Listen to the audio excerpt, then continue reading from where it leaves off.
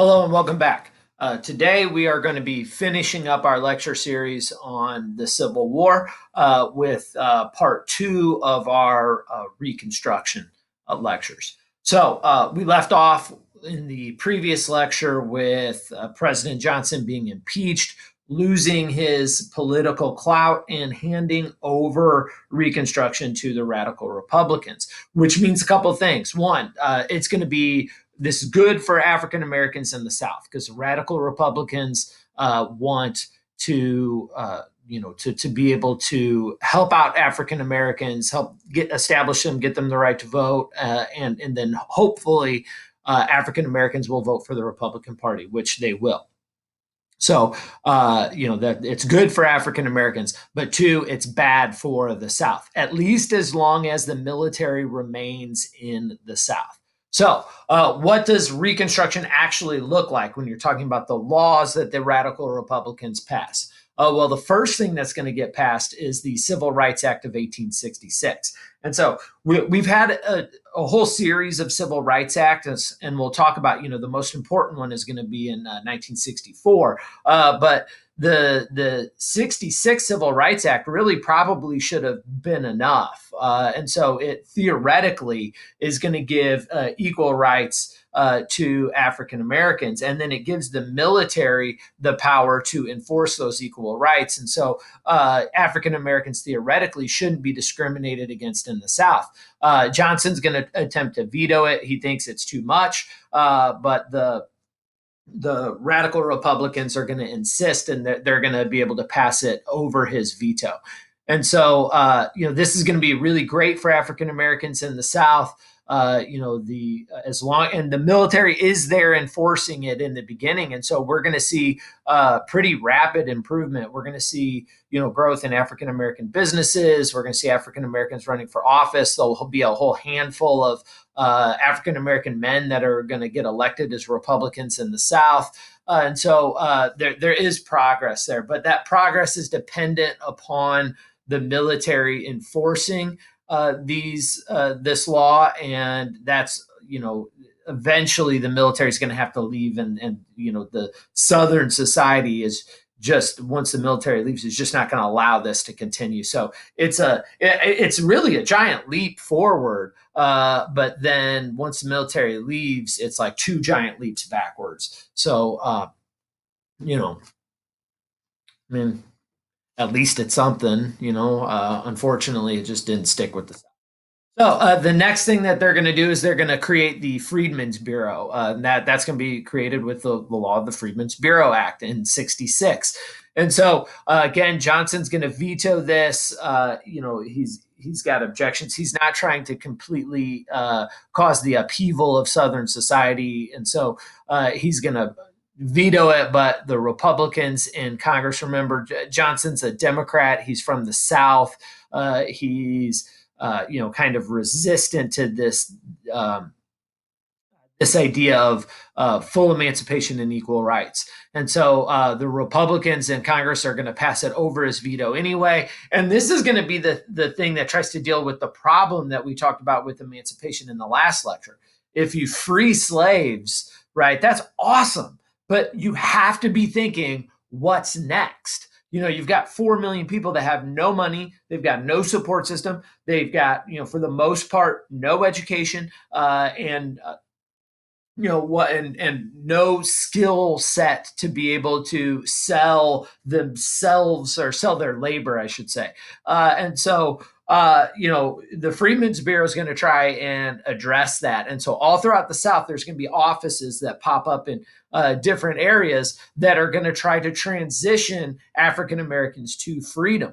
It's going to provide food, clothing, medicine. So that's addressing the immediate needs, right? If you're a slave on Monday and free on Tuesday, well, Tuesday you need some food. Well, on Monday somebody provided that for you, and on Tuesday nobody's providing that for you, and you own nothing and you have no money. So how are you going to get food? Well, Freedmen's Bureau. They'll help you try and take care of those immediate needs, but they're not just addressing immediate needs. They're going to help establish colleges so African Americans can get an education and have a skill set to be able to sell their labor on the market to make money. This is going to be the first step into acquiring wealth that you can pass down to your kids. And so this is going to be huge. It's going to help African Americans just find work. There are going to be some people that have a mindset that they're thinking as soon as they have the opportunity, they're thinking long term, and it's like, oh, I'm going to get an education, I'm going to get skills, I'm really going to do something great, and that's awesome. But there's a whole bunch of people too that are just too old for that, or that's too risky, and so they just need work today. They just need to find a job today. Well, the Freedmen's Bureau is going to do that. It's going to provide resources to help African Americans find a job, so you can get some money immediately and be able to start to pay for food or shelter, clothing, whatnot. And this is the place where you can go to report any violations of your civil rights. So if you're being mistreated, you can go to the Freedmen's Bureau to help with that. And again, this is tremendous. I mean, it's not going to be enough, right? I mean, like, there's not going to be enough of these bureaus, and even though they're helping to find people work, that doesn't mean that they're going to be able to find everybody work. There's 4 million people that need jobs, and so I mean it's not going to be enough, but I mean it is a very, very valuable resource, and it's an attempt by the Republicans in the North to really try and provide some help to the African Americans in the South. And it's going to be great, but it's not going to be long lasting. And so, these freedmen bureaus are essentially going to be shut down after the military leaves as well. And when the South's in control, it's going to use all kinds of methods to, intimidate, African Americans away from these kind of resources. They're going to they're not going to be able to enslave African Americans anymore because of the changes in the Constitution, 13th, 14th, 15th Amendments.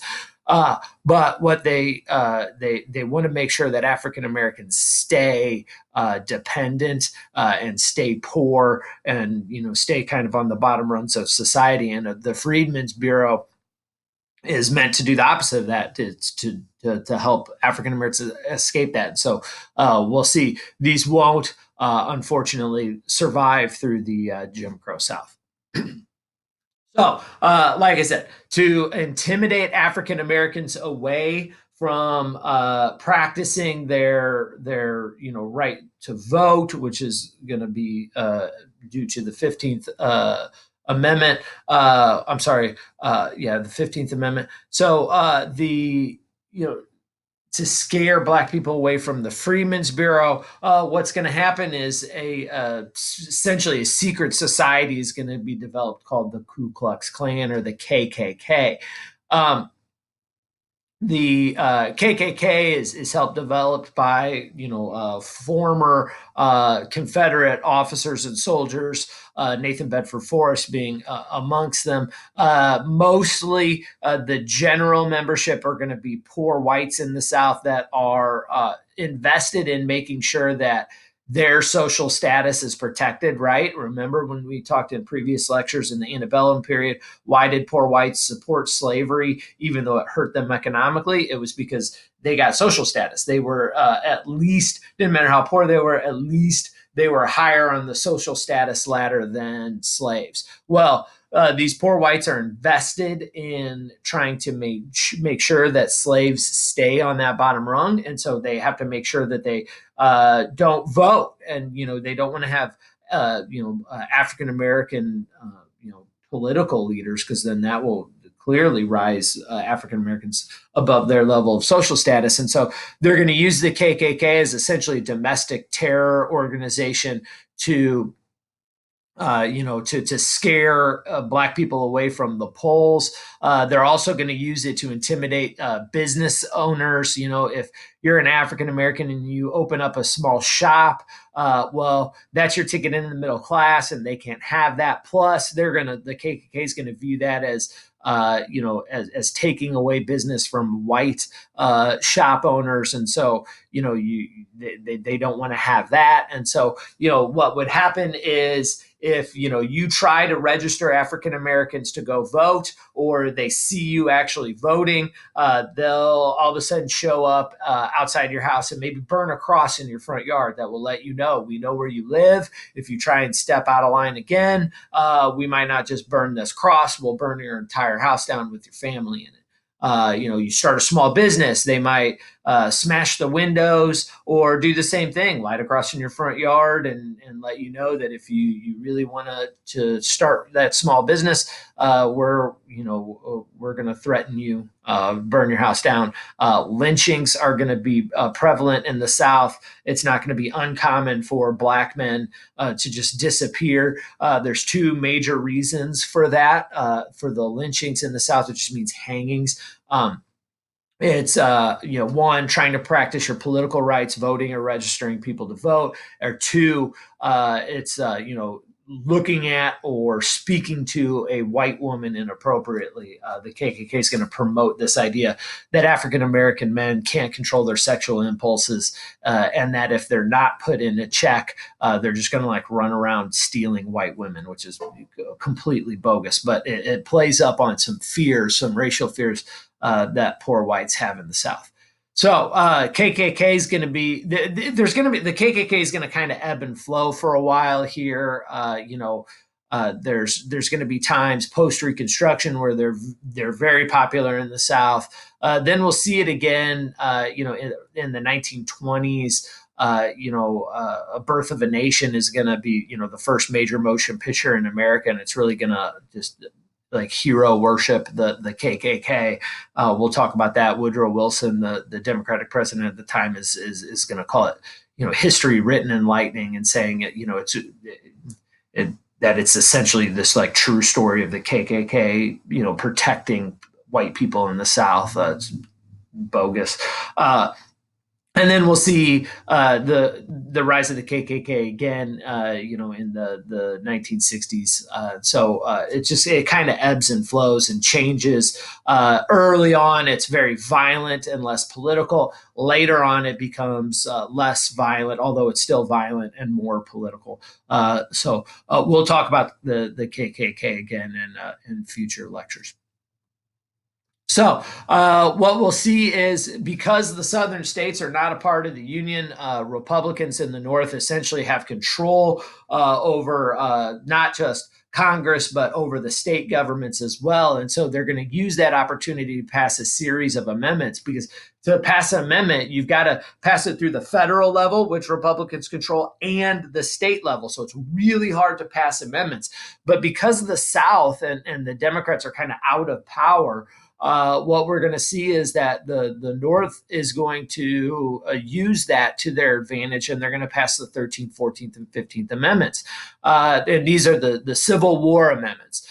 So the slave amendments. The 13th Amendment is just going to get rid of slavery. It essentially frees the slaves, says no more slaves. So that solves the problem for slaves in the South and in the border states. All slaves are free now.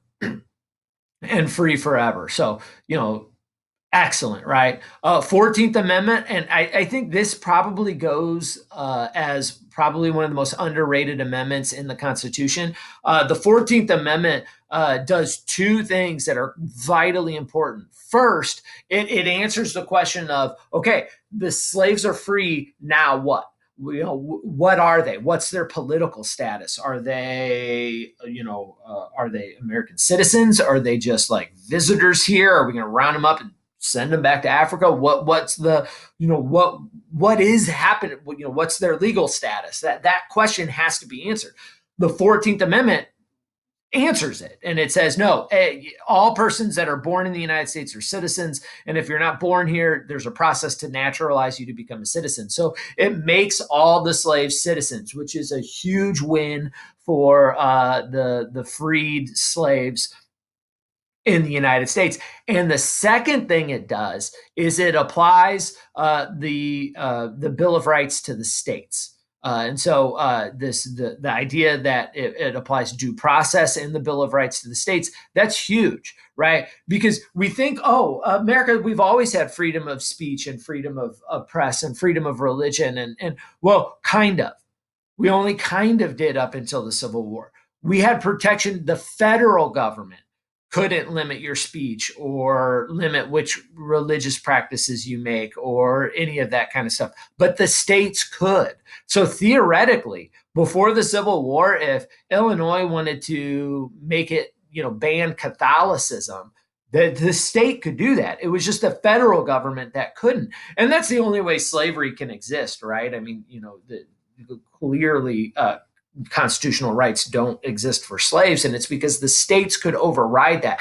And so we don't want to have that happen anymore. We want to make sure that everybody has these freedoms, and no part of our government can inhibit those freedoms. And so the 14th Amendment does that. That's why I think the 14th Amendment is one of the most underappreciated amendments in the Constitution, because it finally is going to solidify the idea that we have these certain freedoms and that no part of our government can take those freedoms away from us, right? Without following due process. That you can, I mean, if you're a criminal or whatnot, there's certain, wartime exceptions and whatnot. But there's a process for that. So the government can't just arbitrarily take those rights from us. And then the 15th Amendment says, okay, well, all of a sudden these free slaves, now they're citizens, excellent, but not all citizens have full political rights, right? Women are citizens. They've been citizens since the founding of our country, but they don't have the right to vote. And so are, all these free slaves going to have the right to vote? Well, 15th Amendment is going to answer that question. And it's going to say, yes, all the men have the right to vote and the women do not. And so this is, again, this is a huge win for African American men. And I would argue African Americans in general. It's not a complete win because women still don't have the right to vote. And that's the vestiges of the cult of domesticity, right? We've talked about the cult of domesticity in previous lectures. It's the idea that a woman's place is in the home and not in the workforce or politics. The average woman believes in that. Not all women, but the average woman believes in that. And so there just isn't the support to get women the right to vote. That won't happen until the 19th Amendment in 1920. And so we've got an entire generation of women before they're going to have the right to vote. But this is a good start to fixing the rights of our previous wrongs. Fixing our previous wrongs, righting our previous wrongs. All right. So the next major law that's going to get passed is going to be in 67, and that's going to be the Reconstruction Act. And it's going to divide the South. You can see the different districts here into 5 different military districts. This is crucial to enforcing all the other laws. The South's just not going to pay attention to these laws that the North is essentially passing and instilling on them. Because remember, they're not states yet. They don't have a say in these laws. And so, they're going to argue, well, we didn't pass these laws, so, why should we enforce them? Well, they're not going to enforce them. It's going to be the military that enforces them. And so, Lincoln would not have wanted this. Johnson didn't want this. He wanted civilian Southerners in charge. But it's the radical Republicans that are like, nope, we're going to tell you that you're going to treat African Americans better. And if you don't, the military is going to force you. And so this is the enforcement mechanism of all those other laws. Now, by the time we get to 67, we've got to have a process for the states to actually become states again to get their full rights back. And so the Reconstruction Act of 67 is going to lay that out. And it's essentially going to say you've got to have elections where whites and blacks vote, right? So you're going to have to ensure the political rights of African Americans. You're going to have to write state constitutions that reinforce the rights of African Americans to vote. You'll have to ratify the 14th Amendment, which says that you agree to the idea that the rights inherent in the Bill of Rights apply to everybody in your state, which includes African Americans. And then once you do all that, Congress will let you become a state again, and you can, start to govern yourselves. So it's essentially saying you're going to have to vote, and you're going to vote the way we want you to vote, and you're going to enshrine in your laws protections for African Americans.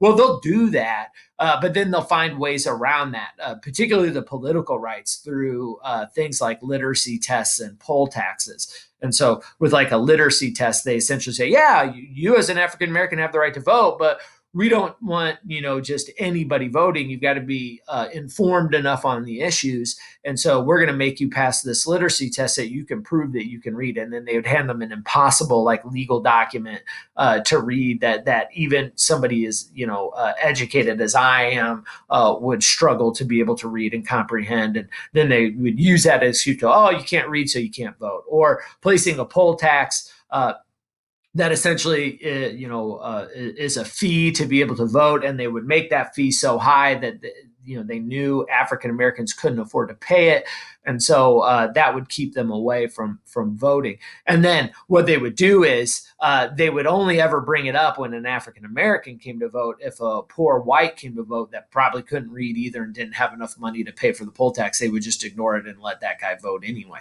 And so they would find ways around it. And that's essentially going to happen all the way into the 1960s, mid 1960s. And so it's, the South's going to be pretty devious in finding ways around it. So the North isn't just helping out the African Americans in the South. Northern individuals are going to take advantage of this, of the desperation of the South. They recognize that the South is poor. They lost all their money. And so the people named Northerners called carpetbaggers, because what they would do is they would, instead of like taking out a suitcase, they'd cut out like swaths of carpet and make bags out of it, throw their possessions in there, a bunch of cash in there, and they would head down south. Northern money's still good, and the Northern economy is in much better condition than the Southern economy. And so these carpetbaggers or Northerners would head down south to the desperate South, right? And so we talked about what the South lost. They lost all their money, but they still have some of their possessions. They own their land, they own their house, they still have their silver candlesticks and silverware and their valuables that aren't cash. And carpetbaggers essentially will go down there and be like, look, I'll buy that from you.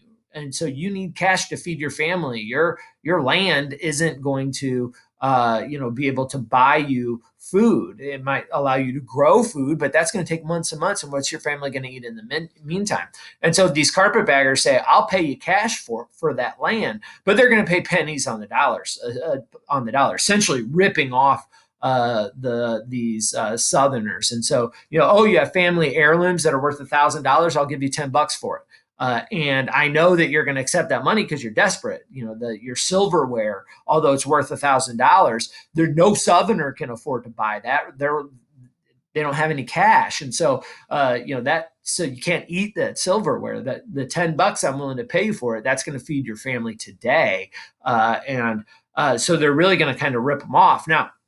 There are Southern sympathizers that are going to help these Northern carpetbaggers. They're going to be called scallywags. And so they're going to help, like, when a carpetbagger comes down for a fee, they'll help like point out the families in town that are the most desperate. The scallywags also are people that are helping African Americans in the South, or helping coordinate with the military. Any Southerner that sympathized with the North was a scallywag. And so there's legitimate criticisms here that the Southerners have, that Northerners are coming down and taking advantage of them, for sure. Most of these carpetbaggers think like, well, if you didn't want that, then you probably shouldn't have started this war, and like shame on you, this is just punishment for slavery. That probably shouldn't treat people bad even if they're bad people, but also right. So eventually, we will see the collapse of Reconstruction. The North is essentially, we just recognize that we can't keep the military down there forever. Congress is going to kind of lose its interest in dealing with the South, and so the military will leave, and the South is going to essentially be able to run things on their own. When that happens, Southern plantation owners are going to set up a new economic system in the South. Southern plantation owners, most of them lost all their cash. They can't afford to pay workers. Oh, boo-hoo, right? But they want to continue their system of free labor, and they figure out an ingenious way to do that. And that ingenious way is called sharecropping. So these plantation owners, they don't have cash, but what they do have is a ton of land, but they don't have anybody to work on it. Well, these freed African Americans, they don't really have job skills. They don't have enough money to even, get on a train and head north to get a factory job up north. They're stuck. The only thing they really know how to do is farm. They have nowhere to go, nowhere to get help. And so they're desperate. And the plantation owners are going to take advantage of that. What they're going to say is, look, you freed black men. What I will do is, as a plantation owner, I will allow you to farm a piece of my land and you can rent it. Well, does that free slave have any money? No. So how can they pay? Well, with a percentage of their crop. And so they'll say, you can have this land for a certain percentage of your crop. And then they'll say, well, you also, the land's not going to be enough. You also need seed, right? Well, do you have cash to pay for it? No. So, all right, I will give you the seed, but you're going to have to give me another percentage of your crop. Well, you got land and seed now. Do you have any tools? No. Okay. Do you have cash to pay for it? No. So I need another percentage of your crop. All right. Now you got tools, including a plow and whatnot, but do you have an ox to drive the plow? No. Do you have cash to pay for it? No. Okay. I need another percentage of your crop. Okay. Now you have everything to grow your food or cotton or whatever it is you're going to grow. How are you going to feed your family today? Oh, you don't have any money to buy food. Well, I can make sure that you have enough food to be able to feed your family while you're growing your crops until you get your first crop in. But guess what? I'm going to need another percentage of your crop. And the system is set up to the point where the person doing the farming, this freed slave, this freedman, this African American citizen is kept in debt, right? And not just kept in debt, for a short period of time, kept in debt forever. And so you owe your former slave owner so much money that you're never able to escape. You can't leave and go get another job. You can't head north. You can't go to school to get an education because you just have to work all day to pay off your debt. That's why in the previous lecture I called sharecropping economic slavery, because it does keep these former slaves attached to their land in debt to their former owners, and essentially keeps them in slavery and keeps them so busy that they're never able to really get an education. It's very difficult to escape this system, although some African Americans will. We'll see a slow trickle of people to the north. And even more tragically, this system is going to be kept in place all the way up until World War One. And so we've got another like 60, 70, 80 years where African Americans are kept in debt, not able to accumulate wealth over time. The reality is America is socially mobile. You can move from poverty to the middle class. That happens all the time. There's constant movement from poverty to the middle class. But the reality is it doesn't happen overnight. That pick yourself up by the bootstrap story where you go from poor to rich, that doesn't happen very often, right? But families move from poverty to the middle class all the time. And what happens is, grandma and grandpa work really hard, save a little bit of money, probably stay poor their whole lives. There's levels of poverty. They gain a little bit of money, but stay poor. Then when they die, they leave the little money that they've saved, they leave it to their kids. So mom and dad, who were poor when they were young, they worked, they saved. When grandma and grandpa died, they got that little bit of extra money, and that kind of pushes them into the middle class. And then you were born into the middle class. You save up some money and you secure your family's entry in the middle class. Once you're in the middle class, most families are going to stay there. And so that happens over generations. Well, all these other ethnic groups that are moving in the north, they're doing that slowly over time. African Americans aren't going to have that opportunity until World War One because of sharecropping, and it's a part of the reason why the accumulated wealth of the African American community in the United States is lower than other groups, other ethnic groups in the United States. Now, African Americans in the United States today, because our economy is so strong, they're one of the richest groups of Black individuals in the world. I think I read an article the other day, and this could be wrong, but so you can feel free to fact check me here. But if you took all the African Americans in the United States and made them their own country, they'd be the 15th wealthiest nation on the planet. There's like 195 nations out there now, and so the African Americans over time have accumulated wealth, but it's been a much more difficult path historically than other ethnic groups, and it's in large part because of sharecropping. There's 3 generations where nobody passed on wealth to their families, and so this is going to be devastating for African Americans. So when Ulysses S. Grant becomes president, he has essentially all kinds of scandals that happen under his watch. He's not a corrupt guy, but all the people around him are. We'll talk about this later in other lecture series in details, but I mean, there's like most of his administration either ends up in jail or commits suicide because the scandals are that bad. Grant's apparently a pretty good dude, but he just appointed his friends to high positions in government, and they just proceeded to rip the government off.